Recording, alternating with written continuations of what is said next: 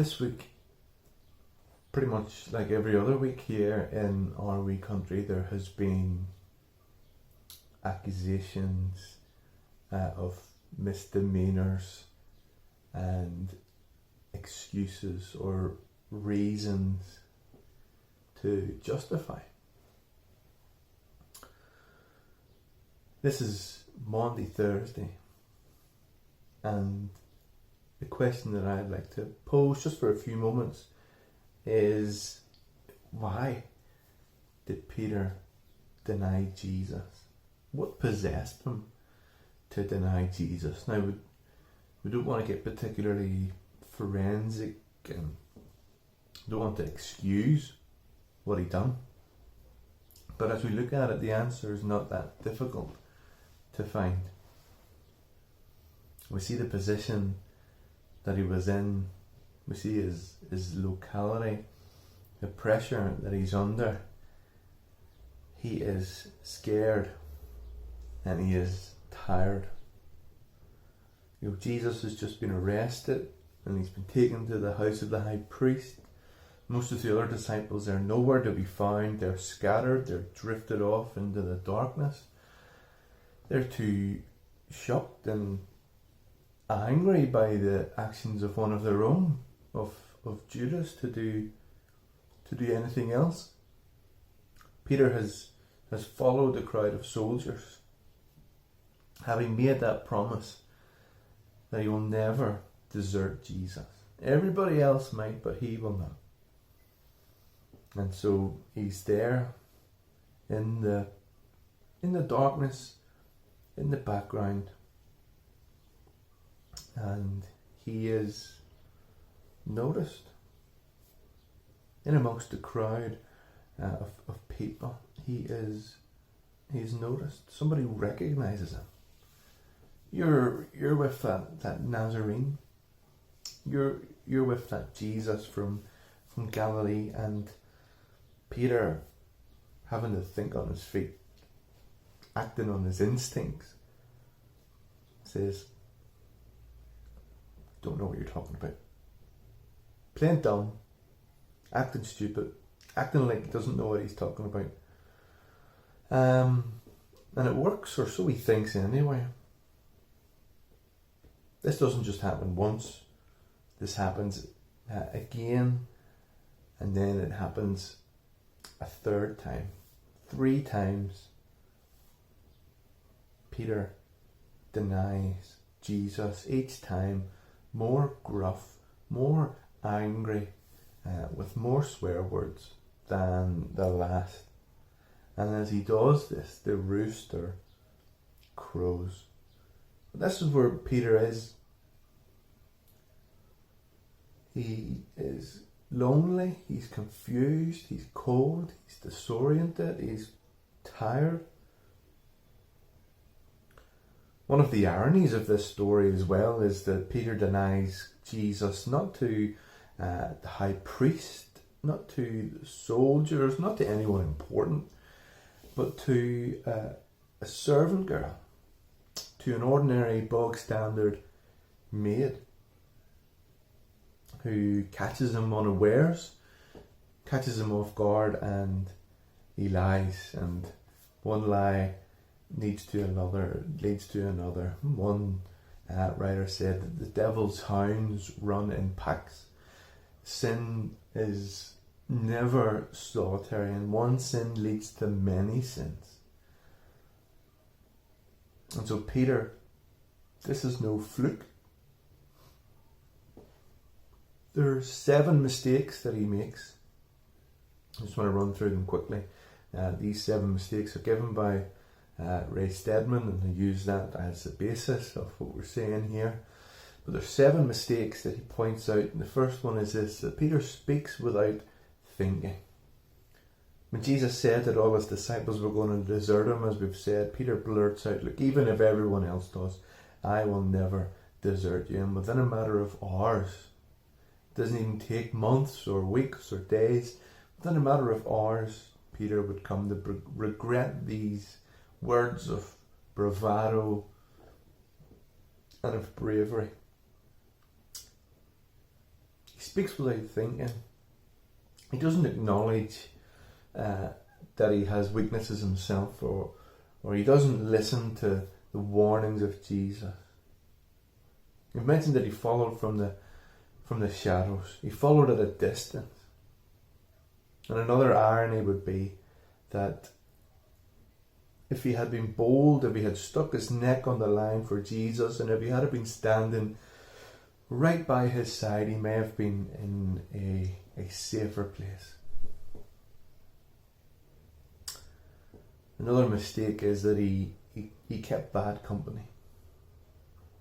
He kept bad company. What was he doing here? This was an act of recklessness, of foolishness. He found himself in a place where almost certainly he was going to be exposed in one way or another. And he found himself unprepared for what was going to happen.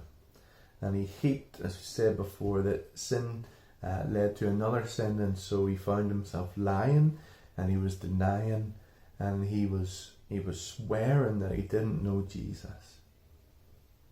Oh, what a tangled web we weave when we practice to deceive.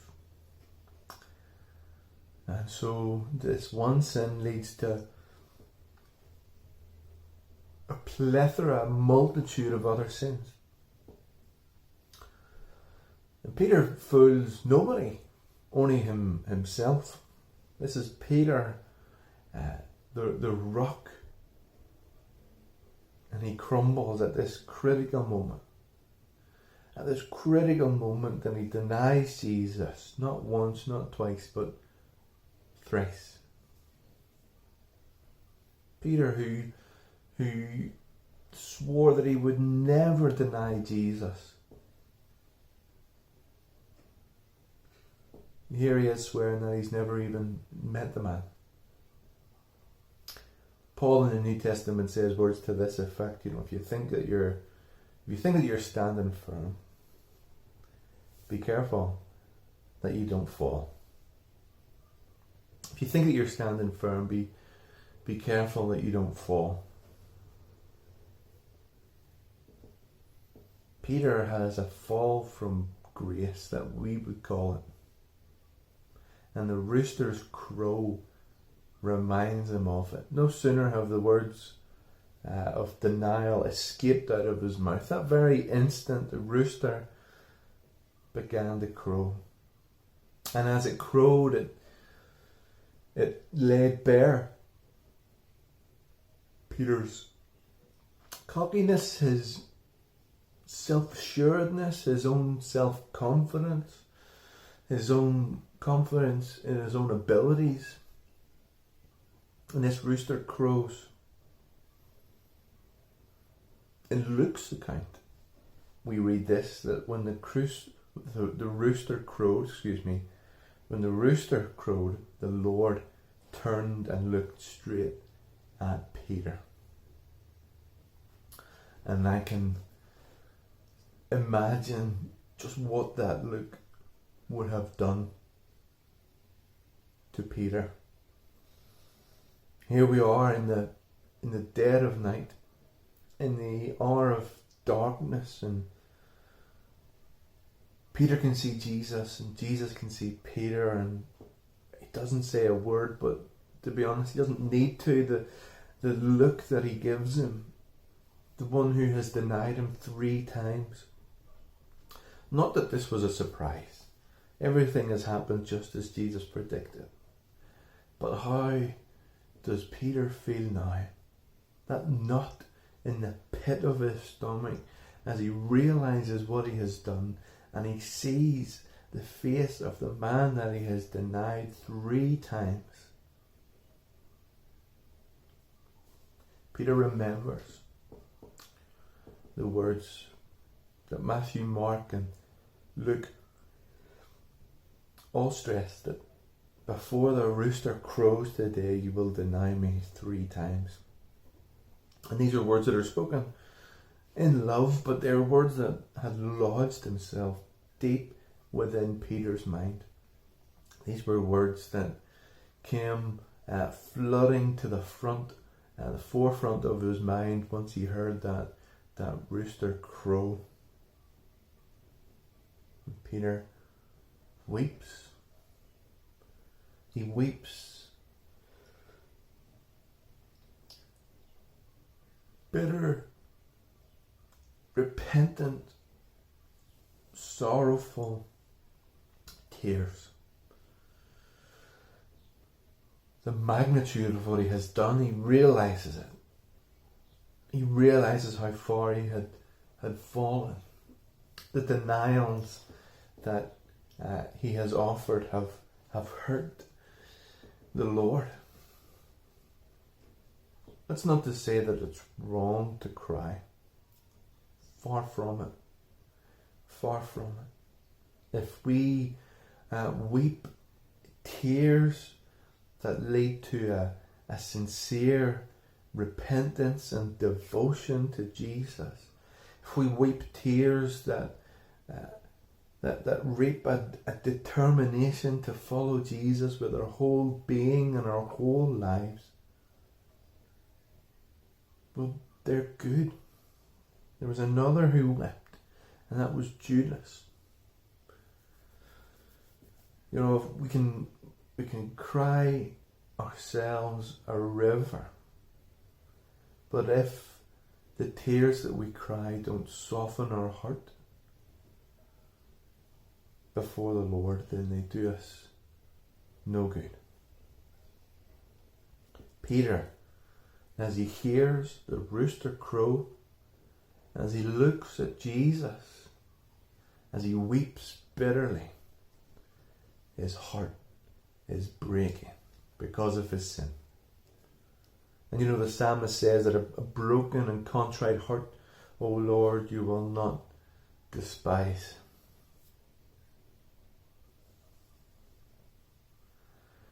That's the long and short of what happened with Peter denying Jesus. Is there anything in here for us in terms of points to ponder? Things to think about? Lessons to learn? And I think there is. And the first one is this, that Satan can attack us at any point. Often we will consider that Satan will direct his attacks at the point of our weakness. But Satan often attacks us at the point of our strength also. Peter said, look, even if everyone else deserts you, I will never. Everyone else might leave, but I will never. And he is bold in this assertion that he will not desert Jesus. And yet when Satan attacks, and it comes so suddenly, so swiftly, so unexpectedly, that one commentator says that it turned the bold apostle to butter. Here he was, this bold, confident, assured disciple who would never desert Jesus. But by himself and on his own strength, Peter is helpless. Peter is helpless and hopeless. And in his moment of crisis, he falls. He falls and fails at the very point that he swore he would be eternally faithful to Jesus in. But I say this shouldn't surprise us. We usually imagine, as we said, Satan attacking us at our weaknesses, but in an odd way that kind of makes sense. If we are aware of our weaknesses, they are the areas of our life that perhaps we'll guard more diligently, more carefully. You know, if we know that we have a problem with anger or lust, we'll be on our guard. Not so much with our strengths. They're the areas in life that we think we're okay. They're the areas in our life that we take for granted. In any area of life that we take for granted, any area of life that we think we have under control, we can be guaranteed that Satan is going to attack. That's the one area that Peter wasn't watching for. That's what happened to him, and it'll happen to you and me sooner or later. If we think that we have this area covered, this area of our life, Satan will attack. And sometimes in God's wisdom and in His sovereignty, He uses our failures. Peter, so self-confident, but no longer would he be. Peter, who bragged that he would never leave Jesus, he would never desert him, and never again would he be. Peter, who almost presumed he was better, never again would he be. Peter's cockiness and self-assurance had gone because he fell flat on his face. And as we at times fall flat on our faces, as we're forced to admit, we're confronted with the reality that without the Lord we can do nothing. Except for the Lord, that we fail and fall on our faces miserably. Failure is never, it's quite a negative thing to think about, but failure's ultimately a gift from God. It strips away our cockiness and our self-confidence. It certainly did for Peter. Never again was he going to stand up and boast about his courage.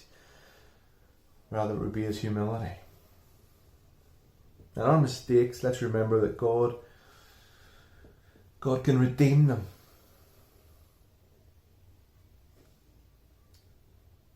Jesus knew what Peter was going to do. Peter's reaction was known to Jesus. And the type of man that Peter was going to be afterward was known to Jesus. Jesus never gave up on Peter. Jesus knew about Peter's denial long before it happened. And you know, our mistakes, God can take them and use them and redeem them if we let Him. Maybe hard to believe, and it's not really obvious given my current seated position, but I used to be a gym goer, and there's a principle at work within weightlifting and working out. It's a similar sort of principle to what we've just been talking about. It's counterintuitive to purposely go and injure yourself during a workout, but in essence, that's what happens. If we want to build muscle mass coming into the summer season, if we want guns to be proud of, and we want to build this muscle mass, what we have to do is to injure ourselves. We have anytime we work out, we suffer tiny injuries to the fibers of our muscle, micro tears. And as we lift or exercise or work out, and we cause these muscle tears, these micro tears, and they help athletes build mass. Dr.